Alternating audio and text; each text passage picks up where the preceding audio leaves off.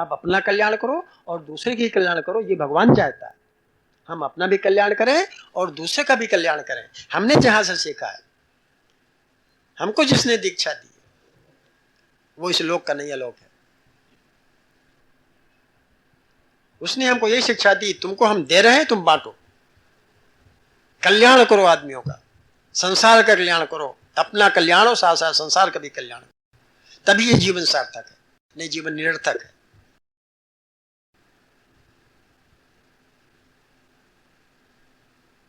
तो हम इसलिए आपसे सारी बात बताते हैं कि आप जहां भी रहो सत्य का प्रचार करो। हमारे यहाँ बहुत से दूसरे धर्मों में तो आप इक्के वाले से पूछ लीजिए, टांगे वाले से पूछ लीजिए, जो झाड़ू देता है उससे पूछ लीजिए, अपने धर्म के बारे में सारी बात बता देगा। क्या कह रहे थे? हाँ, अगर आप दूसरे धर्मों में जाइए, 2-3 मजहब हमारे यहाँ मतलब संसार में है विशेष रूप से, चाहे वो गवर्नर हो, राष्ट्रपति हो, और चाहे वो इक्के वाला हो, आप पूछोगे तो अपने धर्म के बारे में सारी बातें बता देगा और एक ही बात बताएगा। पूछ लीजिए आप, एक ही बात बताएगा, चाहे वो गवर्नर हो चाहे वो रिक्शे वाला हो। और बैठेंगे तो एक साथ बैठेंगे। नमाज अगर पढ़ने जाते हैं तो है गवर्नर जाएगा, वहां उसके साथ में रिक्शा वाला खड़ा हुआ, वो इनकार नहीं कर सकता।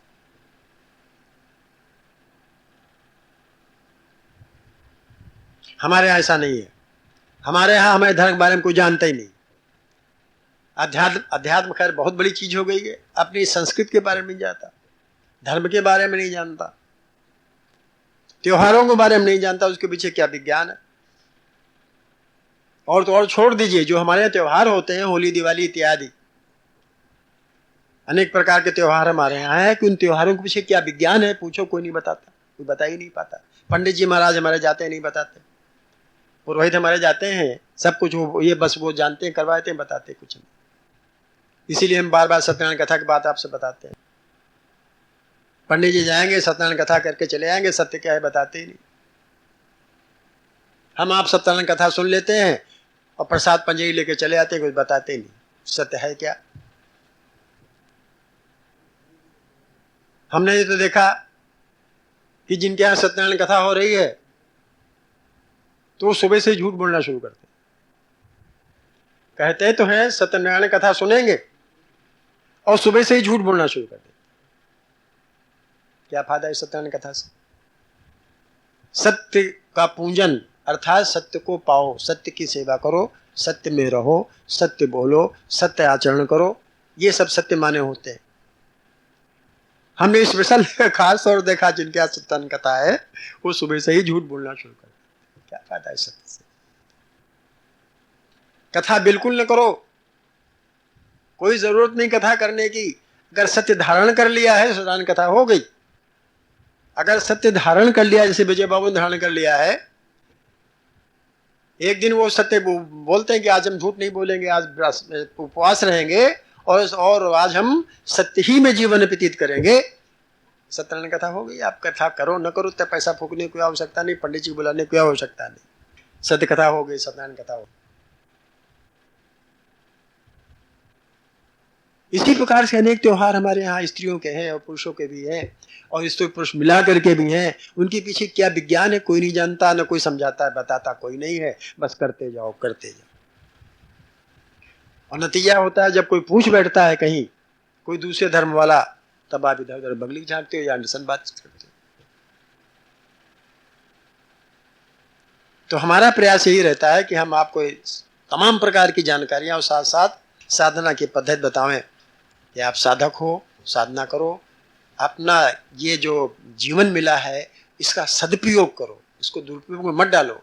पता नहीं कैसे किन कर्मों के प्रभाव से मनुष्य जीवन दे दी भगवान ने, पता नहीं हमने कैसे कर्म, अच्छे कर्म कर रखे थे, भगवान ने ये मनुष्य शरीर दे दिया है, इसे क्यों व्यर्थ जाने दें,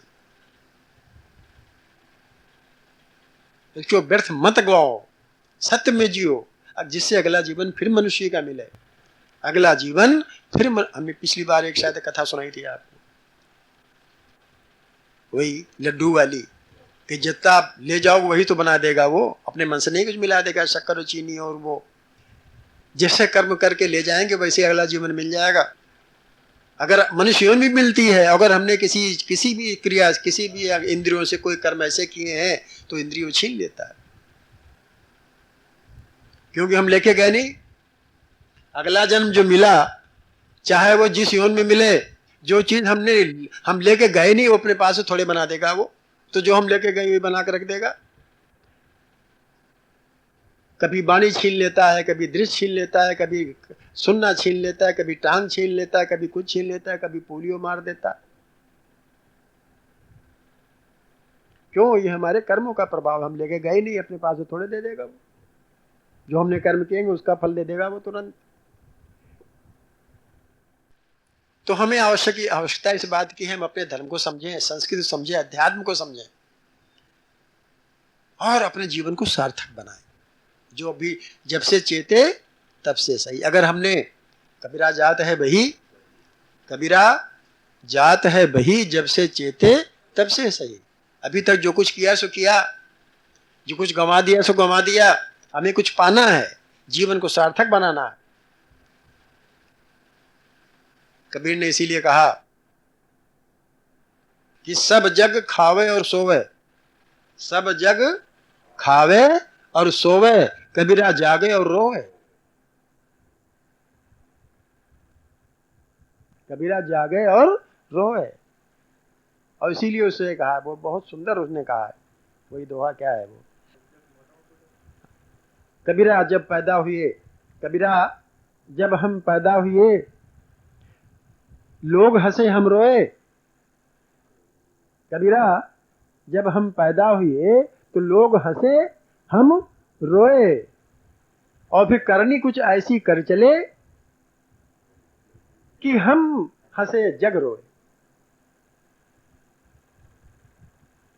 पैदा हुआ तो लोग हंसे, पैदा होने वाला रोया, लेकिन कुछ करनी ऐसी कर दिए कि वो जब जाने लगा तब लोग रोए, वो हंसा।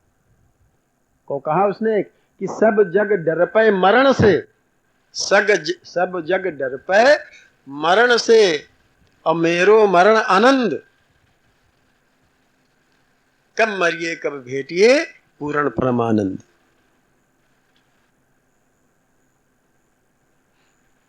तो ये जीवन सार्थक करना है, जो कुछ बचा है उसको सार्थक करो, क्योंकि आगे जीवन मिलने ही वाला है, मुक्ति मिलने नहीं है, आगे फिर जीवन मिलेगा। पता नहीं कैसा जीवन मिले, मनुष्य के मिले या किसका जीवन मिले।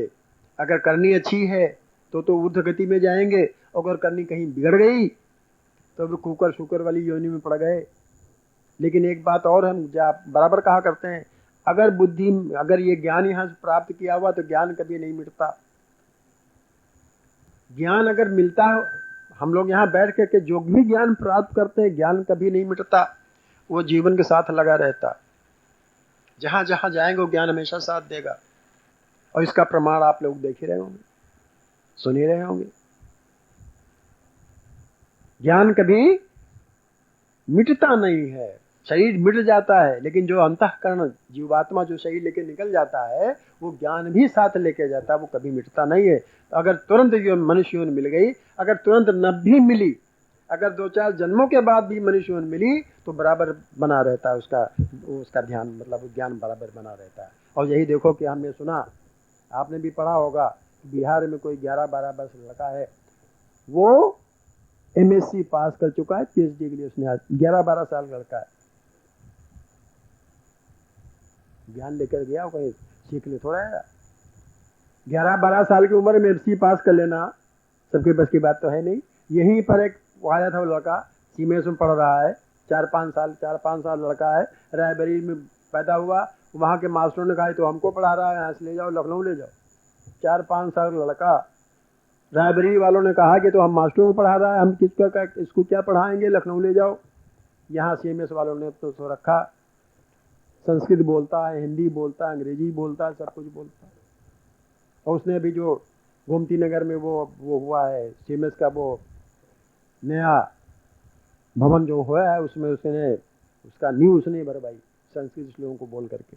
5 साल का बच्चा, क्या है ये क्या सिद्ध करता है कि वो लेके आया हुआ है, इधर नहीं मिला हुआ, वो अपना ज्ञान लेके आया हुआ। तो ज्ञान कभी खत्म नहीं होता, समाप्त नहीं होता। ये मत भूलिए जो कुछ अब बैठे यहाँ प्राप्त करें वो निरर्थक जाएगा, निरर्थक नहीं जाएगा, हम उसको साथ लेके जाएंगे, अगले जन्म में काम आएगा वो। अगर दो चार बीच में दो चार यूनियां मिल गई इधर उधर की, जीव जंतु की, जानवरों की, तब भी वो जाता नहीं है। बहुत से कुत्ते बहुत समझदार होते हैं। कर्मों को प्रभाव, एक कुतिया के दो कुत्ते, एक तो मेला खा रहा है, अब एक दूध जलेबी किसी के यहाँ खा रहा है। कर्मों का प्रभाव है। एक सड़क पर दौड़ता है, एक कार में चलता है, एसी कार में, कुत्ता। कर्मों का प्रभाव। तो इसलिए जितनी उम्र बची है कम से कम जब से चेते तब से सही जीवन सार्थक करे। तो मैं ये कह रहा था कि क्या भगवान की पूजा करता है? नहीं, जीवात्मा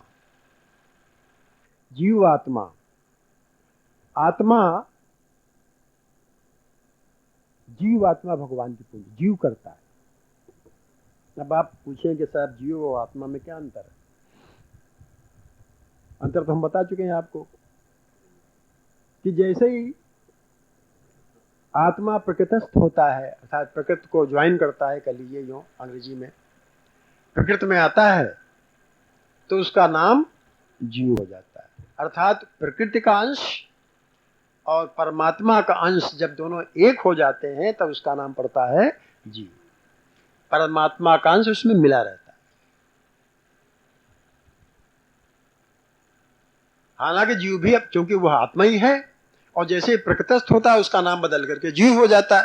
उसी आत्मा का बदल करके, हमने उदाहरण आपको दिया था धान और चावल की। जब तक धान है तब तक धान है, उसके बाद भूसी हटा दो चावल रह गया, है दोनों एक ही चीज। इसी प्रकार से जीवात्मा और आत्मा दोनों एक ही चीजें, अलग अलग नहीं है। लेकिन जब प्रकृतिस्थ हो जाता है तब उसको कहते हैं जीवात्मा या जीव। वो जीव जो है वो भगवान की जीव भाव होता है। जीव भाव कह लीजिए, आत्म भाव और जीव भाव। साधना ये होती है, साधना इसे कहते हैं कि जब जीवन रहते हुए जीव भाव और आत्म भाव को हम अलग कर देते हैं, इसको मुक्ति बोलते हैं। जीवन रहते कहते हैं जीवन मुक्त हो गए। जीवन मुक्त होना क्या है कि जीव भाव को अलग कर लिया आपने, केवल आत्म भाव रह गया।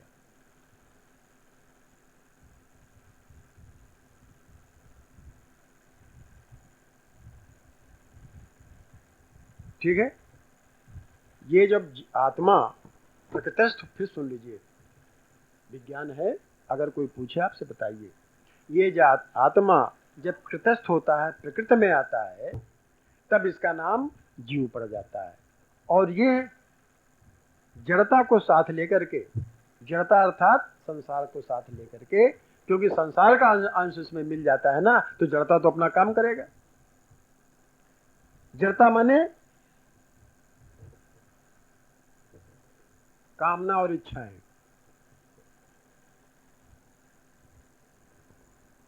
जब तक आत्म भाव रहता है तब तक कोई कामना नहीं रहती।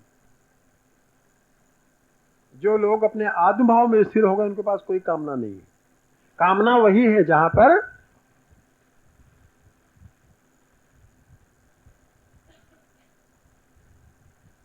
ठीक है ना, जहां कामनाएं समाप्त हो गई तहां जीव भाव समाप्त हो जाता है। और कामनाएं समाप्त होना बहुत मुश्किल काम है। लोग पूछ देंगे कि भगवान की इच्छा करना भी तो कामना है ना, लोग उल्टे सीधे सवाल कर देते हैं। हम इसलिए आप बताते हैं उल्टे उसका जवाब भी दीजिए आप। भगवान की कामना कामना नहीं कहलाती। भगवान को प्राप्त करने की इच्छा नहीं है, वो आवश्यकता है। इच्छा में और आवश्यकता में अंतर, इच्छा में और आवश्यकता में अंतर है। भगवान को प्राप्त करने की इच्छा नहीं है, वो है आवश्यकता। ठीक है ना, वो इच्छा में शामिल नहीं होती। लोग कहते नहीं, कहते भाई भगवान को प्राप्त करने की इच्छा भी तो इच्छा ही है ना, उसको इच्छा संज्ञा नहीं है, उसकी संज्ञा है आवश्यकता। जैसे कि भोजन करने की इच्छा नहीं, भोजन करने की आवश्यकता है। अब विभिन्न प्रकार के भोजन हो इसकी इच्छा, कौन कौन से प्रकार के भोजन हो इसकी तो इच्छा है, लेकिन भोजन की आवश्यकता है, इच्छा नहीं आवश्यकता है, क्योंकि भोजन हमें चाहिए। तो भगवान की इच्छा आवश्यकता है। आप उत्तर समझ गए ना? भगवान की इच्छा कामना नहीं है, वो भगवान को प्राप्त करने की कामना नहीं कहलाती, वो आवश्यकता कहलाती। तो जीव भाव जो है वो पूजा करता है, जीव भाव साधना करता है। काहे की साधना? असाधन मिटाने के लिए। साधना काहे की? असाधन मिटाने के लिए। हमने तमाम असाधन पैदा कर लिए, स्वयं खुद पैदा किए, भगवान ने नहीं दिया। हमने अपने कर्मों से तमाम असाधन पैदा कर लिए। सो साधना काहे की होती है? असाधन मिटाने की, अज्ञान मिटाने की। जैसे अज्ञान मिट जाता, ज्ञान तो पहले से मौजूद है।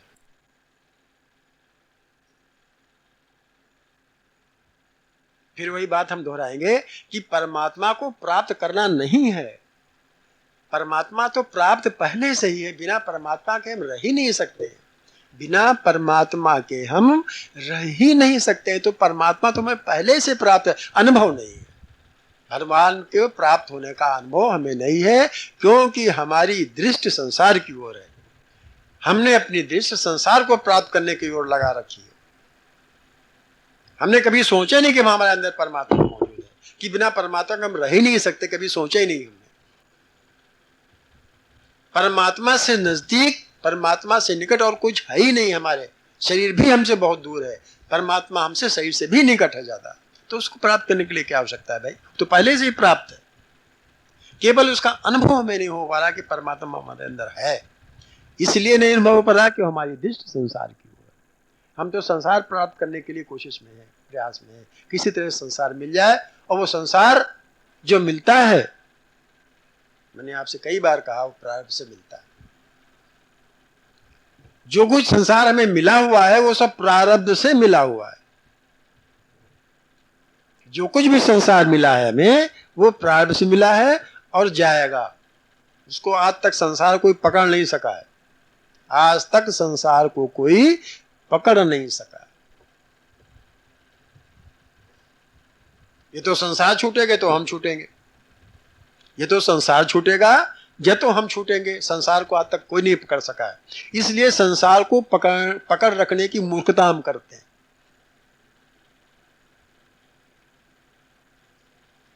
संसार को पकड़ने की मूर्खता हम करते हैं, क्योंकि संसार हम पकड़ सकते ही नहीं। एक क्षण भर तो टिकता ही नहीं, बदल रहा है बराबर। पकड़ने से हमें क्या फायदा? जितने भी पकड़ रखेंगे छूट जाएगा एक दिन। कुछ भी, स्त्री है, पुरुष है, बच्चा है, पदार्थ है, घर है, परिवार, कुछ भी आप लीजिए, पद है, प्रतिष्ठा है, पैसा है, पकड़ आप रखिए, लेकिन आप रख नहीं पाएंगे उसको। एक दिन छूट जाएगा। अगर जबरदस्ती आप पकड़ें तो आप ही छूट जाएंगे, वो रह जाएगा।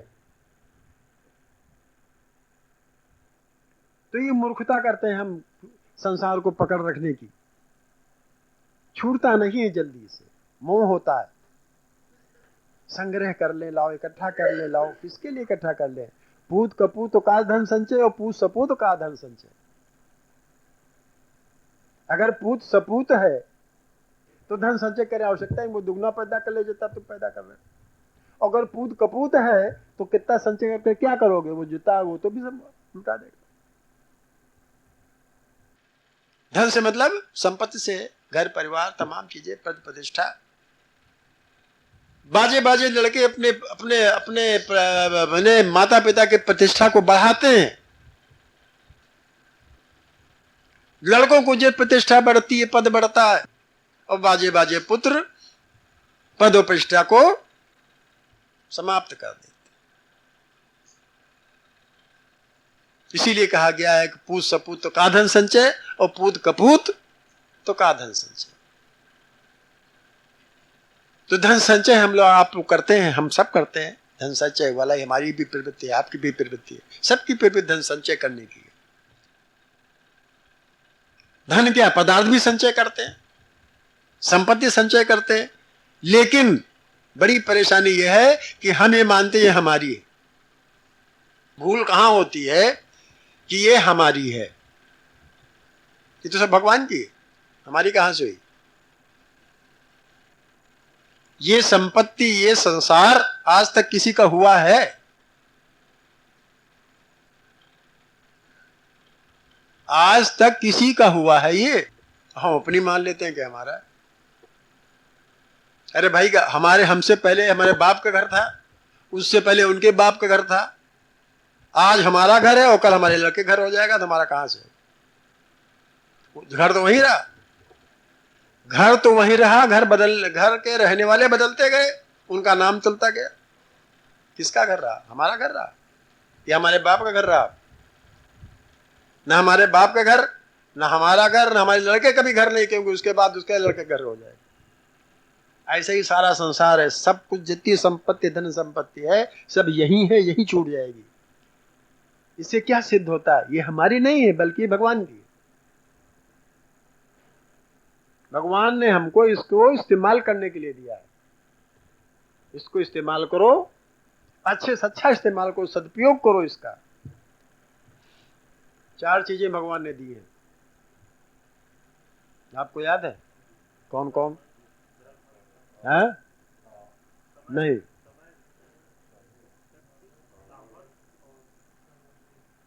चार चीजें भगवान ने हमको दे रखी है। सामग्री दे रखी है हमारे उपभोग के लिए, समय दे रखा है उपयोग के लिए, सामर्थ्य दे रखी है उपयोग के लिए, और समझ दे रखी है।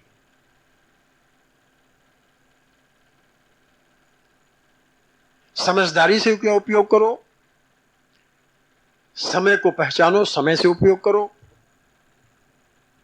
ठीक है ना? और जितनी सामर्थ्य है उसके अनुसार उपयोग करो। ये हमारी नहीं है, ये सब भगवान की दी हुई है, और सब यही छूट जाती है। लाख पैदा कर ले, हम 7 प्रकारों में फंसे हुए हैं। 7 प्रकारों में हम फंसे हुए हैं। कौन कौन? पत्नी, पुत्र, परिवार, पैसा, पेशा, पद और प्रतिष्ठा। इसी में सारा संसार घूम रहा है। सारा संसार इसी में घूम रहा है। पद पाने के लिए, प्रतिष्ठा पाने के लिए, पुत्र पाने के लिए, परिवार पाने के लिए, और इनको पकड़ के रखना चाहता है कि जाने न पावे। ये भी एक बात है, इनको पकड़ के रखना चाहता है, जाने न पावे, कहीं चले जाते नहीं पकड़। और एक बात और ध्यान में रखिए कि जो कुछ जीवित प्राणी हमको मिले हुए हैं, चाहे पुत्र हो, चाहे पत्नी हो, चाहे वो लड़की हो, चाहे लड़का हो, वो सब अपना भाग्य लेके आए हुए हैं, वो अपनी सब तकदीर लेके आए हुए हैं, अपना प्रारब्ध लेके आए हुए हैं। हम बेकार चिंता करते हैं, हम बेकार चिंता करते हैं कि लड़का होगा इसका क्या होगा, लड़की इसका क्या होगा, इसकी शादी कैसे होगी, ये क्या हो। बेकार की हमारी चिंता है। क्यों? क्योंकि वो अपने, जैसे हम अपना प्रारब्ध लेके आए हैं ना, वैसे वो भी अपना प्रारब्ध लेके आए हुए हैं। अगर हम न भी चाहें तब भी हो जाएगा उनका, और हम चाहें तो होएगा, तो होएगा। हमारे चाहने से कुछ नहीं होगा, क्योंकि स्वयं अपना प्रारब्ध लेके आए हैं, वो अपना करा लेंगे। हम चाहे तब भटके, चाहे तब परेशान हो, उनके सबके लिए, परिवार के लिए, चाहे माँ के लिए, चाहे बाप के लिए, चाहे पुत्र के लिए, चाहे पत्नी के लिए, किसके लिए भी हम परेशान हो रहे हैं। क्या होगा, क्या नहीं होगा, आगे हमारे पास कुछ दुनिया भर की बातें, लड़की 4 लड़कियां कैसे शादी। अरे भाई, तो अपना भाग्य लेके आए हुए, अपना प्रारब्ध लेके आई, आप क्या करोगे? बेकार परेशान होने की आवश्यकता नहीं। ठीक भैया? तो इन सब बातों को देखते हुए सबसे पहली बात यह है, हमको ये समझनी चाहिए कि जो संसार है ये हमारा नहीं है, ये है भगवान का, हमको सिर्फ उपयोग के लिए दिया हुआ है। ठीक? ये सबसे अच्छी बात, इसी पकड़ कर रखिए। दूसरी बात, हम और हमारा शरीर दोनों अलग अलग हैं। हम शरीर नहीं है, न मैं शरीर हूं, न शरीर मेरा है, न शरीर मेरे लिए है। न संसार मैं हूं, न संसार मेरे लिए है, न संसार मेरा है। पकड़ लीजिए इस बात को। न मैं शरीर हूं, न ये मेरा शरीर है, न ये शरीर मेरे लिए।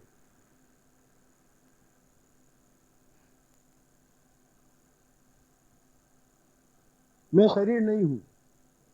अगर मैं शरीर होता तो शरीर मर जाता तो हम भी मर जाते। मैं शरीर नहीं हूं। हम तमाम देखा है शरीर मर गया, लेकिन शरीर वाला तो नहीं मरा। अगर वो शरीर होता तो भी मर जाता साथ में, नहीं मरा। इसलिए इसके क्या सिद्ध होता है कि मैं शरीर नहीं हूं और शरीर मेरा भी नहीं है, क्योंकि मेरा इस पर अधिकार ही नहीं, कोई अधिकार सिर पर नहीं है। अगर शरीर नाटा रह गया तो चाहे जितना बड़ा इंजेक्शन लगाओ, मैंने बहुत से देखे, इसी पेशे में है ना। हम दुबले पतले हैं, हम कहो मोटे हो जाए, नहीं हो ही नहीं पाते। तमाम कोशिश की, नहीं हो पा रहे मोटे। और जो मोटे हो गए वो कहते हैं हमको पतले कर दो, पतले भी नहीं हो पा रहे।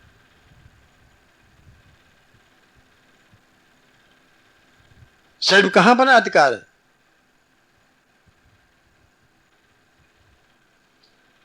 हमारा अधिकार शरीर में नहीं है भाई। हम नहीं चाहते कि शरीर बुखार आवे, लेकिन आ जाता है बुखार, हम क्या कर सकते हैं? शरीर में कैंसर नहीं है ना हो, हम चाहते थोड़े, लेकिन हो जाता है। शरीर में कहाँ हमारा अधिकार? हमारा कहाँ शरीर मेरा है ही नहीं। अगर होता तो हमारा अधिकार होता, कंट्रोल होता शरीर पर। नहीं, कोई कंट्रोल शरीर पर हमारा नहीं। जो कुछ होना हो तो होकर रहेगा, कोई कंट्रोल नहीं। और न शरीर हमारे लिए भी नहीं है। अगर हमारे लिए होता तो ये रहता, ज्यों का त्यों रहता, बदलता ही नहीं। वो तो बदल रहा है, शरीर बराबर बदल रहा है। एक दिन में एकदम बदल जाएगा। एक दिन अभी इतना बड़ा शरीर है, अब एक दिन इतना बड़ा रह जाएगा। तो शरीर न मेरा है न मैं शरीर हूं। आप ये नहीं कहते हो कि मैं हाथ हूं, मैं हाथ, मेरा हाथ कहते हैं, मेरा शरीर कहते हैं। तो ये ध्यान से निकाल दीजिए कि शरीर मेरा है। जब शरीर मेरा नहीं, शरीर संसार मेरा कहां से हो जाएगा? ठीक है भैया। तो अब मैं ये आपसे कहता हूं कि आप ये मान लीजिए इस बात को, अगर अपना आप कल्याण चाहते हैं कि हम और हमारा शरीर दोनों अलग अलग हैं। इसके लिए मैं कई तर्क देता हूं आपको।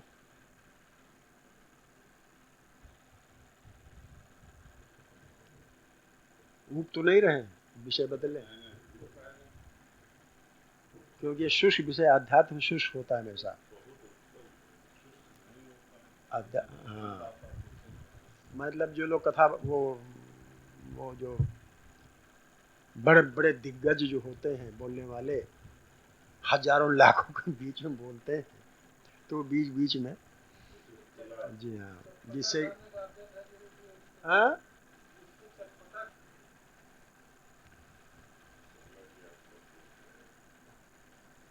तो भाई सुनिए, हम तर्क दे रहे हैं कि हम शरीर नहीं है। हम ये तर्क दे रहे हैं कि हम और शरीर दोनों अलग अलग हैं। पहला तर्क तो यही है अभी जो हमने बताया कि शरीर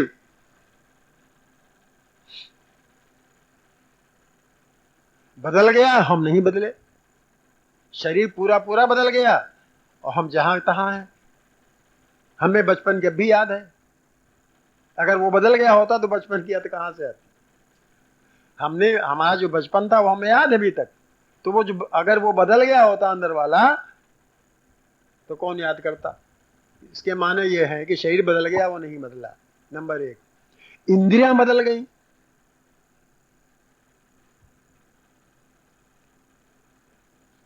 इंद्रियां बदल गई सब। आंखें बदल गई, चेहरा बदल गया। आंखें पहले खूब देखती थी, अब मोतियाबिंद हो गया। बदल गई नहीं बदल गई? दांत थे, दांत सब निकल गए, नकली दांत लगा लिए। बदल गए नहीं बदल गए? इंद्रियां बदल गई। लेकिन इन सब के बावजूद भी अंदर वाला जागता है, तो नहीं बदला। दो तर्क। तीसरा तर्क यह है कि दुख सुख का असर किस पर पड़ता है? अगर हम दुखी हुए, असर किस पर पड़ा है? शरीर पड़ा, या शरीर का जो नचाने वाला है